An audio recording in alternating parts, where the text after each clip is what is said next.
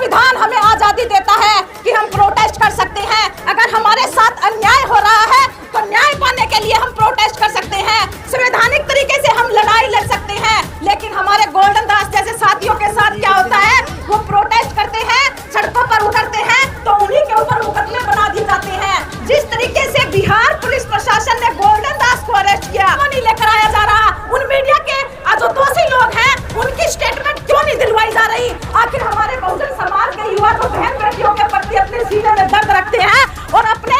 जो समाज का हित रखते हैं, जो आवाज उठाते हैं, उनके साथ इस तरीके की कार्रवाई करना और मीडिया के सामने जो स्टेटमेंट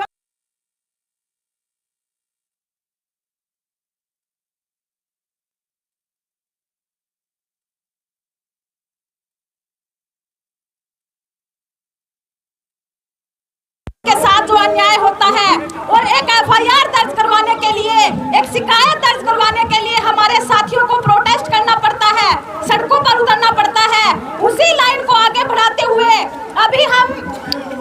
वकालत की लाइन में आए तो साथ साथ में सोचा कि पत्रकारिता भी कर लेते हैं, समाज की बातों को उठाते हैं। जिस तरीके का अन्याय हमारे समाज के साथ हो रहा है, जिस तरीके की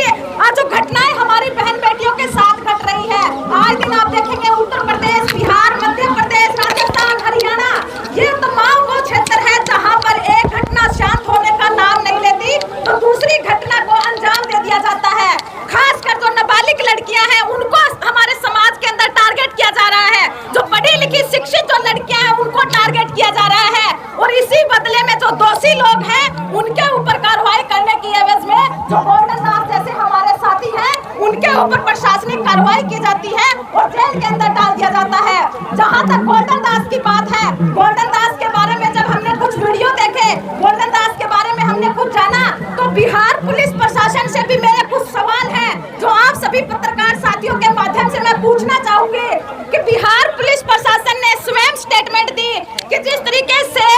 जो मृतका थी, जो दोषी लोग थे, उनसे वो 3 साल तक संपर्क में थी। उस पूरे मैटर को एक प्रेम प्रसंग बनाने का प्रयास बिहार पुलिस प्रशासन द्वारा किया गया। चलो उनकी बात भी मान ले कि वो 3 साल तक वो लड़की उन दोषियों के संपर्क में थी, लेकिन आप सभी बताएं कि नाबालिग लड़की से 3 साल तक बिना मतलब से कोई संपर्क में कैसे रह सकता है? जब उनके कोई मतलब होगा, जब उनका कोई उसके पीछे षड्यंत्र होगा, तभी वो लोग 3 साल से उस मृतका के साथ, उसके बहन के साथ, उस बेटी के साथ संपर्क में थे। आगे बिहार पुलिस प्रशासन ने कहा कि उसे अगवा किया गया, बाद में उसकी हत्या कर दी गई। गांव के लोगों ने उन्हें कहीं पर देख लिया था, किसी डर का किसी बात का खुलासा होने के डर से, किसी बात का कोई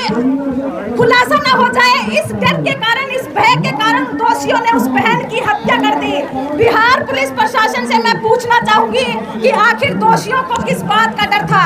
आखिर क्या राज था जो अगर वो बहन जीवित रहती तो उनकी बातों का खुलासा हो जाता, उन्होंने जो दरिंदगी की उस बात का खुलासा हो जाता। ये तमाम तरीके की बातें हैं जो मेरे मन के अंदर उठ रही है और हमने मीडिया के माध्यम से, सोशल मीडिया के माध्यम से भी उन बातों को उठाने का प्रयास किया। और गोल्डन दास जिस तरीके से प्रोटेस्ट कर रहे थे, तो हमारा भारतीय संविधान हमें आजादी देता है कि हम प्रोटेस्ट कर सकते हैं। अगर हमारे साथ अन्याय हो रहा है तो न्याय पाने के लिए हम प्रोटेस्ट कर सकते हैं, संवैधानिक तरीके से हम लड़ाई लड़ सकते हैं। लेकिन हमारे गोल्डन दास जैसे साथियों के साथ क्या होता है, वो प्रोटेस्ट करते हैं, सड़कों पर उतरते हैं तो उन्हीं के ऊपर मुकदमे बना दिए जाते हैं। जिस तरीके से बिहार पुलिस प्रशासन ने गोल्डन दास को अरेस्ट किया, उस पर तमाम तरीके के एलिगेशन लगाए गए कि उनके द्वारा जो उग्र भाषण दिया गया, घरों में तोड़फोड़ की गई, लूटपाट की गई, तमाम तरीके के एलिगेशन लगाते हुए उन्हें जिस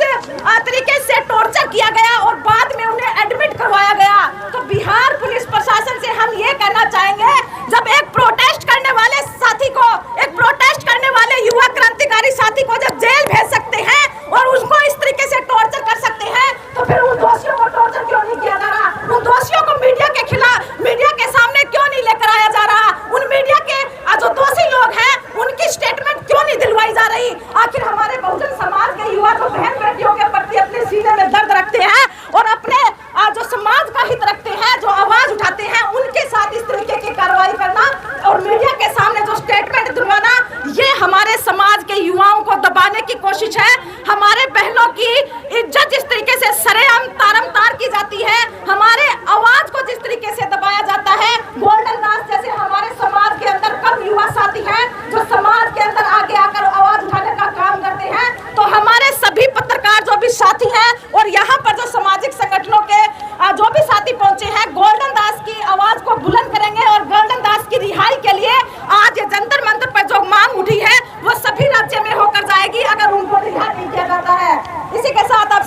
धन्यवाद।